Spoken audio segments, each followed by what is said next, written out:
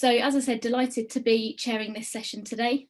So we've got the next 40 minutes where we're going to be exploring where to focus investment in order to provide growth opportunities to help leverage your brand to support that long-term success of your business. So my name is Gemma Williams. I'm one of the membership experience managers here at UK Active. So really happy to be here. And we've got some great experts and panelists lined up for you today who are really focusing on sharing insights into their business investments, into real life experiences, but also how to select key trends and create opportunities that will help reshape, capitalise and grow your businesses. So really exciting session lined up for you, as with all the sessions throughout today. Really keen to keep them as interactive as possible. So please, throughout the conversation, do post your questions into the Q&A function or the chat function, and we'll do our best to get round as many of them as possible. And those that we don't, we will follow up afterwards. So without further ado, I would love to introduce our panelists today. Dave Wright, creator and CEO of MyZone, and Tim West, co-founder and managing director of Ubox. Welcome. I was just about to talk with the mute on, but we know that that's a no-no. You know, there's always someone that does it. But thank you, Gemma, and hello everybody. Hope we're all ready. It's the tail end of the day, so hopefully we can keep you entertained at least for the next 40 minutes. Absolutely. It's really great to have you both here today, and particularly to be talking around investing to grow. Both of yourselves and your companies have had some very exciting news over the last couple of months across various trade media, which we'll come on to in a little bit more detail as the session goes along. But we've got the next 40 minutes to discuss, to debate and to answer some of those questions. But what I'd love to really kick off with is just by asking you both to give a bit of a background about yourselves and about your businesses. So Tim, if I could come to you first. Absolutely, and look, thanks for having me on. So like a lot of us in this industry, my background is in sports science originally, and then moved through from an S&C coach to a personal trainer and to gym ownership. While I was moving through that, there was an interest in technology. So back in 2002, I started to invest in technology projects, fitness-based and finance-based originally. Got exposed to fitness franchising through the Jets franchise in 2007. Then went back to tech and built a payment platform, which I moved on from, and then started Ubox. So in 2015, we started the pilot clubs of Ubox. And the aim there was to create, or to answer the question of why hasn't boxing scaled in the same way that HIIT had scaled? And ultimately, that was the problem I was trying to solve. And I could see, you know, you had the F45s, you had CrossFit prior to that, and they were scaling off the charts, and yet every mode used boxing as an exercise format within them and had class formats of boxing, and yet they'd never scaled. And in Australia at that point, you know, there was 4 clubs, was the biggest club. And in the US, even in 20 years, the biggest club was 160. And so we set out to answer that question. And so bringing together the experience of franchising from Jets and bringing together the experience of technology, I thought, look, we can do something here. So that's where it started. And between 2016 and 19, we'd sold just over 100 franchises. We'd gone to 3 countries by that point. And then the world stopped in 2020, and we're just restarting again with a deal to open in the UK and Ireland, which we'll talk about a little bit as we move through, and North America. So really exciting time. It's just after midnight here, so if I'm a bit blurry, it's because of that. And you were on a call first thing this morning as well, so it's been a very long day for you. No, brilliant. Thanks, Tim. And as you said, we'll kind of delve into that in a little bit more detail. But Dave, it'd be great to get a bit of an overview from yourself as well. So just to premise that, it's not full of just Antipodeans here. Tim's based in Australia. I'm an Australian based in the UK and have been for 23 years. When you've got a fellow Australian on the panel, you'll see that I'll start talking a bit like this, and less like this.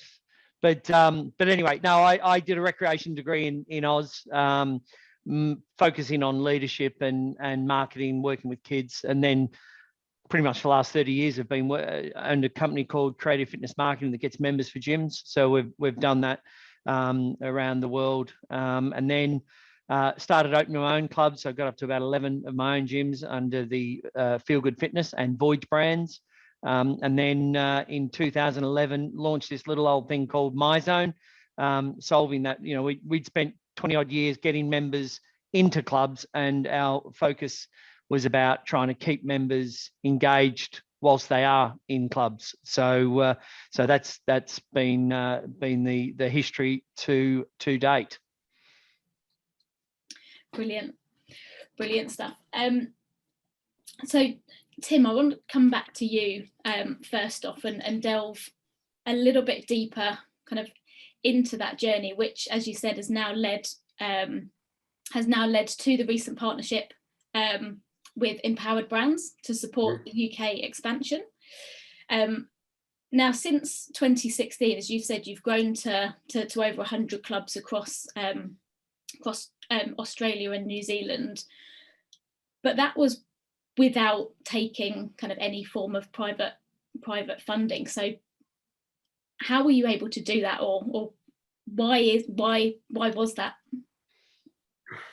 Well, I think that the answer to that is probably the startup background in tech, because that was very much in the period of, you know, the lean startup movement. And so I think it was the start of that. And I think all of my focus was, look, you know, create a concept that is attempting to answer some hypotheses and try and fail as fast as you can. And if it's worthwhile, it will start generating revenue. If it's not worthwhile, it'll die. And I was very clear with the investors at the start. You know, all the money I raised was just the money to open the first club. And so that was very much on the agenda that, look, you know, I have a hypothesis. I think this is going to work, but if it doesn't, I'll make sure I fail it quickly and won't put us through any pain, unnecessary pain. So, you know, that's where that mindset was at the start. So everything that it created, the revenue it created, was being tipped back into the system generation, the exploration of those, the product itself and how that fit into the market, without using too many of those terms. Hey Tim, can I interject there and ask you a question? So you're very Be disappointed if you didn't, Dave. No, of course, mate. No. So your very first club, you didn't have a club, but you were able to raise funding for that. And who and why did that happen? I'm just thinking. Of course, you obviously nailed your model, and then it went off, and you know it was cash generative. But that initial one, I'm sure there's a lot of listeners on there that have gone, I've got a great idea. How do I get money to make it work? So how did you do it? Were they friends? Were they? I mean, was this when Danny Green got involved, or? And it was, Dave. And so what happened was, companies that I'd worked for previously that I'd held sort of managerial or senior roles in, whether that be, you know, a fitness director or you know, an initial manager, it was them that I turned to and I said, look, I've got this idea. We've known each other for a while. I think it could work. You know, we've all got experience working together in the fitness industry. You know, will you jump on board with this? And it was leveraging those networks of existing relationships that I'd had sort of positive interactions with as I was coming up from an S&C coach all the way through to eventually club ownership. And that's one of the great sort of soft values of the fitness industry, is the number of people you're exposed to and meet. And often they've got a lot of experience that you can leverage, and in this case, capital as well. So these were seasoned, experienced fitness operators that had successful high growth fitness businesses. So I saw a bit of value in having them on board on an equity level as well. The Danny Green, for those that don't know, Danny's a 4-time world champion. He's probably the most successful, well, he is the most successful boxer up until very recent history and in Australia. And he came on board because when I pitched the idea, he said, look, Tim, I'd love to get involved because that's exactly the way I trained. And so his equity was sort of double-edged in that I was getting endorsement, but I wasn't paying for it because we didn't have any funds. I was getting full ticket investment just because he endorsed the product. And that was another really important piece, was the critical recognition that as an S&C coach, I'd created a product that felt authentically boxing conditioning, not boxing coaching, not to train world champion fighters, but to use the skills and the methods to train like a boxer. And so he came on board, and that was the four of us, was former employees and mentors and Danny. So. Yeah. And at what, I suppose, to get to where you are now, at what stage did you start to think about, like, we've grown so far, we now need that investment, because to grow to that volume of clubs is brilliant without that. So what kind of was the thought process, or what happened at that stage to make you kind of change direction to some extent? Yeah, well, to be honest, we haven't taken money at all in that journey. I guess sort of, without wanting to hijack it too much, the deal with Energy was really because we had every intention in 2019 of entering the UK directly. And in fact, had no interest in master franchise partners whatsoever. It was the slowdown over the 2 years of 19 through to 21. We realized that, look, if we don't have a partner that's local, we're not sure when we can get there to start doing this. We had a lease at Twickenham train station that we iced in 2020, but we weren't sure when we were going to get there. And along came, the Energy Group, and I started to talk to them and their financial partner, RM Funds, and we started to realize that we had a really good cultural fit. We wanted to do the same things, and still I was very standoffish. And then I thought, we need a great product, which we believe we've got. We need support infrastructure, which they can provide as a very large franchise or fitness franchise in the UK. But we still had the question of capital, because capital in all markets had dried up from the traditional means. Bank finance wasn't there. Even the tier 2 equipment finance wasn't there. So when they came and said, look, we can put 50 million into this, British, and we can put 30 of that directly towards funding of the franchisees, that's when the deal really got ticked. And so it was important for me to set them up for success, not set them up for failure. And a shortage of capital available to the network would have got a lot of scores on paper of franchise sales, but they would never have opened. And that would have been something that I wouldn't have been satisfied with in a growth rate, because we really count franchise sold, but we also really track the franchises open, and that just wasn't going to work. So the deal structure really provided that capital to grow the region, but also provided it directly to the franchisees as well. Yeah. No, brilliant. And do you think, last one, and then I'll come across to yourself, Dave, do you think had kind of the pandemic not happened, you would still be in this same place, or do you think you would have kind of kept with that kind of organic growth? Well, I would have probably kept to the organic growth, but had the deal been presented in its final format, I would have accepted that. And to have the 250 clubs locked in across the UK and Ireland in the first term of that puts us as the largest boxing provider of all time on paper in one hit. And that combined with the franchises open and sold in the APAC region We're now the largest boxing provider on paper. And when they roll out, we will be. And we're the fastest growing by a long way. And our ultimate aim is to become the largest or the world's largest boxing community, because it has based on your last panel, it has an omni-channel, has a hybrid element to the ecosystem as well. So we're on track, but this has been a very good partnership for us. And I'm glad in a way that the pandemic did allow us to get our head up and look at other opportunities, because this has been a good one. Yeah, no, brilliant.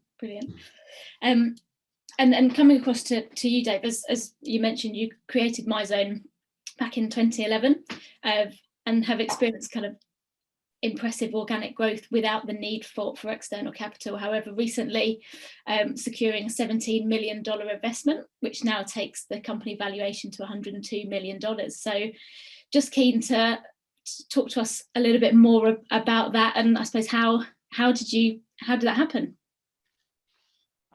Yeah, Gemma. Well, look, to start with, I funded the launch of MyZone.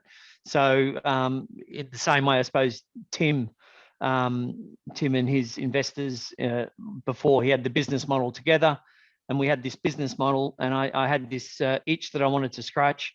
And I was able to bootstrap finance it. And bootstrap finance is when you use another company as your own company to actually self-fund the development. And our business model was pretty robust. And I sort of, like a lot of people, thought I was a bit crazy.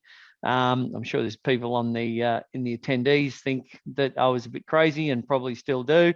But no, so I literally threw everything at it and funded it initially, and then we were sort of like cash flow positive in February 2013. So, and then we've just had enormous, obviously growth and the likes. Then 2016 came, and we were just getting hit by private equity left, right, and center. Because when we launched, the word wearable technology wasn't a thing. You couldn't have a heart rate monitor that connects to a mobile phone. Bluetooth 4.3 hadn't come out. So once that hit, then all of a sudden, and we started to get a lot of traction with many brands around the world. Because we've sort of like, we've got a strong senior leadership team that it has got connections in the industry. So we wouldn't have been able to, I suppose, succeed if we didn't have some level of credibility, in the same way as Tim, was a Jets franchise owner and all that. So he had that track record. So we're sort of like having that track record. We had quite a few customers that were sort of like saying, look, I know it doesn't work now, but we believe in you, and we can make that work. So then over COVID, we had, so with the team, and I'd given shares to all the senior management team just as a thank you. And so they've had this Charlie and the Chocolate Factory golden ticket going. You've given me a Charlie and Chocolate golden ticket, when can I cash it in? And I said, look, we need to get our business right. And this is the first message that I would say to all investors, to all operators or people seeking finance. You need to get your model right. You need to get your business in shipshape financial order, so that that you've actually got something, as if you were to go to a bank, but and you've got to have some substance behind that. So and I knew that it's an enormous amount of pressure on your finance team and department. The due diligence that usually goes through it is eye-wateringly invasive, for want of another word. I knew that we weren't ready there, 2016. So I said, look, if you promise me that you don't, and plus it's a distraction. I said, look, you promise me you don't speak to any private equity, and we'll do something in 2020. And then over the last 18 months, we had 21 different private equity houses and advisors trying to hit us up. And then we ended up doing a deal with British Growth Fund, which is a British BGF. It is, which are an incredibly light touch private equity house. So and they invest in growth companies. And so we were able to sort of like go through, still paying even though we didn't have an advisor or anything like this. I just literally had set out the terms that I wanted and then justified it by the financial backings and audited accounts and all this. And so we're able to get there. So which adds a level of level of, I suppose, credibility and justification. So I might be saying there for the last 10 years, I think Mizan's a good thing, but then when you've got an institutional investor that thinks, yeah, we think it's a right thing, and then we also had a chair, Vin Maria, who is OBE, just absolute, taken 3 different tech companies to over $1 billion valuation, who jumped on, just went, yep, great, I'm in. I want to come on board. So that was pretty flattering in itself. So, but the big thing that I think a lot of people just need to realise is coming up with a good idea is one thing. Having a track record, and people will back someone with a track record. But if you haven't got a track record in producing, and you might have a great idea, but you don't necessarily have a track record in producing, it makes it a little bit harder, and investors sort of like think twice about it. But you also have to think, and going to investment, it's you've got to make sure that it's accretive to your business, and accretive means making 1 + 1 = 3, 4, or 5. Because what you don't want to do is you don't want what they call dumb money, and dumb money is just a check. Someone just sends you a check, and I know it might sound great when you're starting out, but then there's going to be a lot of caveats to it. There's going to be a lot of pressure, and so you've got to make sure you choose your partner wisely. In Tim's case, there he suggested. He obviously had Danny Green, and it started off as Green Fitness. Was it Green? What was it originally? Come on, Timmy. You're on mute. There you go. The first pilot was in Danny's gym called Green Zone, which is a business that is a 24-hour with some boutique rooms, which is pretty typical these days, but it was new then. And so we used one of those rooms to trial the product pre-signing a lease for an actual product. And so, brilliant. Yeah, and Dave, I think echoing what you've just said is in my investing since being backed and prior to that, it's very much about people and their track record. And a story without sort of big noting, but I had an interest in investment in education technology, and we had an amazing developer who was a young guy and got an Oxford scholarship and finished his scholarship in 3 months and gave the money back. And in his thesis, he covered off this online learning that he was going to do, and he was so compelling in his thesis in his final submission that Oxford actually were his first investor after me. So he was one of our developers. He called me, said, we're going to do this. I gave him the seed capital for that, and he's just turned that into a $1 billion US company as well. And so, but I knew he was the smartest guy in the room, smarter than anyone I'd ever met. And he was honest, and he was a hard worker. And, it was something that you look at their track record, you look at their character, and you get money from people on the basis of those two things, as well as your track, as well as the performance of the business, of course. Yeah. We've had one question through, and it ties in with I suppose one that we had lined up to come on to anyway. As you said, there's going to be a number of organisations and people on this session that are thinking about that kind of investment process in the near or the long-term future. What would your kind of top 3 kind of tips be? And as a kind of addition to the question, what about kind of personal trainers or personal trainers specifically looking to open their own studios and are looking at kind of investment opportunities? I think It's a really good question, Vicky, and it's also something that I would highly recommend.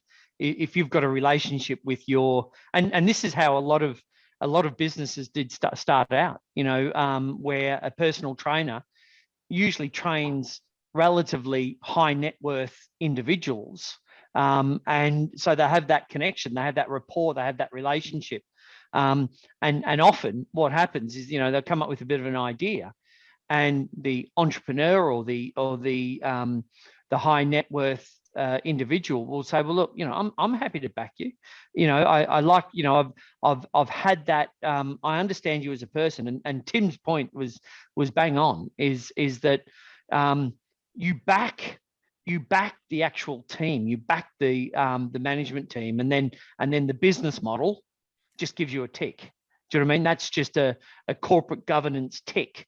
But it's the actual the individual, their passion, their experience, their enthusiasm, their knowledge. If the one thing that you just need to do is not have all the answers, but know what you're talking about, because just our mum and dad will always say, yeah, great idea, Billy, or whatever. But you really need to sort of like get out there and test. And that's what we did with MyZam. We literally traveled out to America and spoke to a lot of really big operators and said, look, I've got a bit of an idea. What do you think about this? And that there was fundamental of that research. So do your research. So I mean, on a weekly basis, I get emails from people asking for investment, and when they send their decks through, it's like, we are the only company that does this. And then, I might shoot back and go, well, are you familiar with this company, and this company? Oh, no, what is that? And so first and foremost, you put off because you're like, well, you've not done your research. You've not differentiated yourself. But to Vicky's question, absolutely, going to high net worth individuals and friends and connections and PTs going to their trainers. I mean, that's exactly what happened with the F45. It was actually not founded by Adam Gilchrist or Rob Douche. It was that was a joke for Tim, but it was actually founded by Luke Isterman, and Luke Isterman was the actual Hugh Jackman's trainer. Hugh Jackman's and Natalie, Nicole Kidman's trainer, and he was the one that came up with the idea. Now, and Rob was a private equity guy that came in and went, oh, I like this idea. They took it to 10 clubs and literally just completely changed the model, so to speak, and the finance side of it. And then Luke left after 10 clubs. And then they went off and said, oh, yeah, we created it. But they didn't. It was off the back end of a personal trainer, a bloody good personal trainer, connecting with some of his clients. Yeah. So yeah, Gemma, I think echoing exactly what Dave has said, the soft value of having clients is that those clients are more than often high net or successful in their own right. And I think that the focus on creating your own expertise so that people can trust that and demonstrating it to your clients, and that transparency to have a conversation. The moment someone puts an NDA down in front of me, I'm out. Because if they're not willing to be bold enough to share their idea and to workshop that idea because they think it's so unique and so clever that they can't possibly let it out of the bag, it's too easy to replicate anyway if all you've got to do is talk about it. And the other, for me, the other part is that you have to have the mindset of total flexibility. So I love the quote of, and I may misquote, but no business plan survives contact with the first customer. And I think, as well planned as you can think it is, there's a whole lot of variables you've got to prove before you can go and ask people for money. And I think that's Dave's point, is go and test those theories you may have, those hypotheses, to find out whether they stand up, find out who the real competitors are, parallel, direct, and indirect as well. And so, I think that for me, the way that I always looked at it was I was selling all the time to everyone I spoke to, all the time. And that practice pitching all the time let you refine it over and over and over again. So when you really wanted money, more than often it was the investor's suggestion that they invest in you in that early time because they've been on the journey with you as well. But that's on a very micro scale. So that's for your first studio or your first 24-hour club. You know, and obviously it changes when you're in the wearable tech space and the capital that you need is different. You have to fund it in a different way. But certainly for those listening that are looking to open their first studio, I would definitely look close to home and clients rather than banks. Yeah, straight up. And what would you say for those looking to kind of begin raising money? What are some of the pitfalls that they maybe need to be aware of or consider before approaching somebody around investment? So they've got to be invested themselves. So you know, when you're all in, and then you know that means it shows that you're committed. So, but if you're not prepared to put a penny in to your investment of your own money, and I think that's where people can trip up to your question there, Gemma, straight away. You know, it's very easy. So, okay, so what have you invested in this? Oh, well, nothing. What do you mean you want £500,000 from me and you've not put anything in? You know, so when you look at the investment, you sort of like got to go through various stages. You've got to look at it and say, well, look, okay, are there any grant funds out there? Firstly, you've got to ask yourself, why do you need the money? You know, what's the reason that you actually need the money in the first place? And is it capital intensive? Is it and how likelihood? And that's what you've got to try and establish is you know, the likelihood of someone you know, getting their money back. I'll give you a great example from a research when you start out. You know, watch Dragon's Den. Just literally sit yourself in front of Dragon's Den or Shark Tank, which is the one in America, and literally watch the whole lot, or certainly 4, 5, 6, 7 hours worth, and then you sit yourself on the shark or the dragon side and say, would you invest with this? Why would you invest with this? But also understand the questions that they're asked. You know, because you know, okay, it's TV celebrity and all that, but there are some really good learning takeaways from watching that, where you sit there and you go, well, you've got no idea about how much money you can make and when an investor would get their return on investment, and that's fundamental. So make sure that you are committed yourself. Go, you know, do that research. Do the Shark Tank thing. Ask yourself, why do you really want the money in the first place? Why do you really want it? And then look at schemes such as grant schemes. Look at something like Kickstarter. If you're familiar with a Kickstarter, which is Kickstarter.com, where all new wacky ideas, I don't say wacky ideas, but all new ideas are presented. So it's like a crowdfunding source. And that's how One Rebel started. That's how they were funded. It's also through a crowdsourced type of EIS scheme, but also Kickstarter is just like, you know, hey, I've got a new idea, you know, and this is what I plan to do. Who wants to be in on it? That's how Peloton started. You go to 2013, Peloton, and watch their advert there. I mean, I say advert is what they were trying to offer.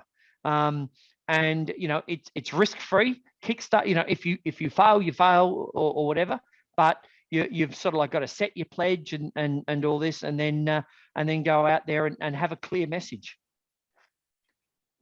Yeah, Gemma, I think also cutting your teeth with some experience. If you're a trainer and you want to step up into bricks and mortar, I think that is why franchises are so prolific.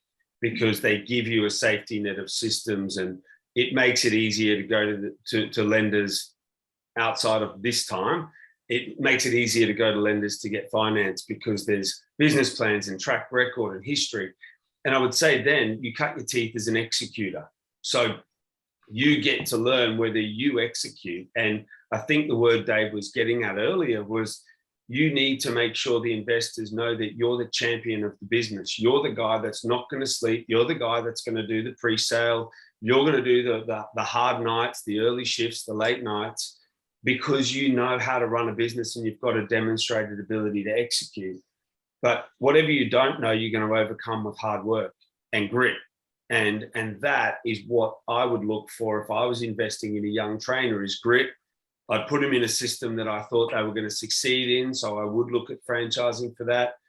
And that sort of gives those layers of comfort around that. But yeah, certainly the bigger ideas, I think Kickstarter is a great idea. Some of the US and Australia now allows equity to be raised through cloud funding or crowdfunding, which wasn't available in those two countries previously. And you imagine that that's going to spread around the world as well over the next couple of years. So there are certainly options, but don't go in there as wanting to practice on other people's money. I would definitely be looking at cutting your teeth with some solid systems wrapped around you for security, and then take them along in the journey. And if you've got an idea after, you've got a lot more track record to lean on. And a mortgage. If you've got a mortgage on your house, because bank money is actually the cheapest you'll ever get.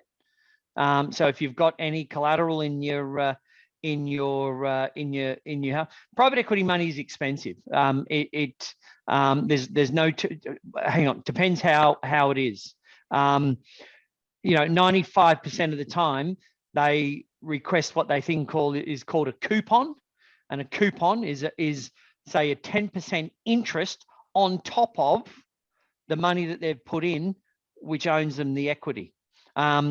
So, as an example, and, because it's in the public domain, when Pure Gym, Humphrey, when they bought the clubs in Denmark, they borrowed $500 million just before COVID.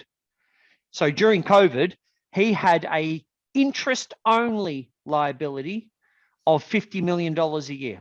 And then, again, this is not confidential information. It's in the public domain. So it was costing him $4 million a week on interest only because of the money that they had raised. So it was losing that, and the equity they still had, and they still owed $500,000 at the end of it. So you've got to be very conscious of understanding the different things. What we did with MyZone, with ours, was an equity only investment, which meant that it was there was no interest, and for me it was on parity, because we didn't need to do it, and that's the thing. And look, banks, private equity, and all that, they want to sell you an umbrella when it's sunny outside, and then all of a sudden when it pisses down rain, then the umbrellas go back into the shed, and then, and we saw that through COVID, didn't we? Obviously, it's with various businesses, and so you've just got to be very conscious of that. But you've got to be committed yourself. You've got to but also ask yourself why. Why do you want to do it? Do you want to just buy yourself a job? Do you want to be the next Steve Jobs? What is it that you're trying to achieve? And there's an old saying that there's a gap in the market, but is there a market in the gap? That you have to ask yourself, and that's a big question. Because if you're committed as a personal trainer, you should be an absolute rock star. You've got to if you are a really good personal trainer and you want a business in the personal training world, how do you make your business? And this is a fundamental thing that gets all ticks from investors. Is your business scalable, and B, do you have recurring revenue? or SaaS, as they say? Do you have a recurring revenue? Is your model so that you could go on holidays for 6 months and you've still got income? You know, obviously Tim with the franchise, you know, he can go on holidays for 12 months and, you know, okay, he hasn't got the leadership on the business and all that, you know, would sacrifice, but the fundamental thing is that there would still be revenue coming in. So have a look at that. You got to, and private equity houses, banks, what they want to do is they want security. That's what everyone wants. They want that security. So they want their return on investment, and then they want to have comfort that they will get that back. And that's what you've got to get across in your message. Yeah, no, great advice, Dave. Thank you. So I'm conscious that we have come to the end of the time.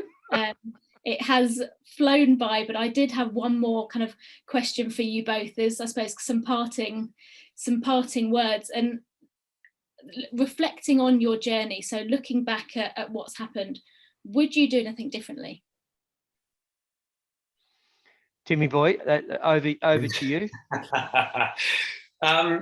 No, and the reason that I say no is at each of those, and it's cliche, but at each of those times that there was successes and failures, there was a lesson in it. So I had the first ever fitness app pre-smartphones in 2000. We used an SMS to deliver it, and it was billed through the mobile company. What I learned in that was scale through online delivery to increase addressable market. Then we had, you know, the billing platform. I learned about incremental transactions, to Dave's point. I learned about taking a very small clip from a very large group of people as a business model. I learned about the payment ecosystem. Then Jets was about learning about franchising as a growth strategy, using other people's capital and effort to grow a brand, and taking less of a cut than you would if you owned it yourself, ultimately the crux of it. And each time I picked that up, the strength and conditioning, the, you know, unfulfilled dreams of an athlete, all of that, actually, each one of those now has come to become a skill that I rely on. So would I change it? No. Would I have tightened up the timelines on some of the failures? Absolutely. But I wouldn't have changed it from that point. Great. Yeah, I would have. We went hard early on with MyZone. We went hard without what I thought was a stable product, and so with the information at the moment in the time, you know, we did what I thought was the right thing to do. On retrospect, what I probably should have done is taken a further, say, 6 months to make sure that the product was sound, to make sure that, because we had 2 recalls in the first year and a half. It was absolutely painful. So, you know, on retrospect, what I should have done is literally waited 6 or 7 months. And you know, hindsight is a wonderful thing, and the likes. And I you know, I will make a bluster of continuous fuck ups in the future to come. There's no caveat that I won't.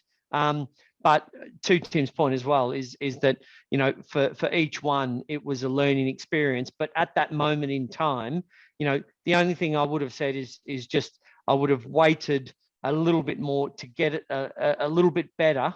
But I'm just too impatient. I like the old ready, go, fire, you know, ready, fire, go, and all that type of thing. And I'd rather do that just to keep everyone on their toes. And the staff hate me for it. So, but it keeps us interesting, keeps it fun. But we, you know, we've had an enormous amount of screw ups and well, just as a start, if I could just say one, I was so confident in MyZone before it started that I when it was around the time that Apple launched the iPad, and when they launched the iPad, it was they did it on a countdown. So I thought, oh, that's a great idea. Let's do a countdown. Let's say you know. So when we launched at Ursa, and people are saying, right, our customers, our friends, you know, from our other business was like, I'll take 10. Well, no, I'm not too sure you can. What you've got to do is you've got to go online on the 11th of April. And then what you might be able to buy maybe one for your club, like literally. So we're only going to allow 300 clubs to get started on the, bear in mind, this was just an idea. So we had clubs around the world, this countdown going on, you know, people getting up at 3 o'clock in the morning and all this so that they could buy a MyZone system. And then the website crashed. And yeah, possibly should have checked that beforehand. And then we because it was so brand new, there was some people going, yeah, love to see what it is though first, which was pretty fair enough. But we got there in the end. Yeah, brilliant. So. Brilliant. No, thank you both so much for joining me and for this panel. It's been great to speak to you and hopefully really insightful and useful to everybody still on the session. So that does bring a close to Sweat 2022.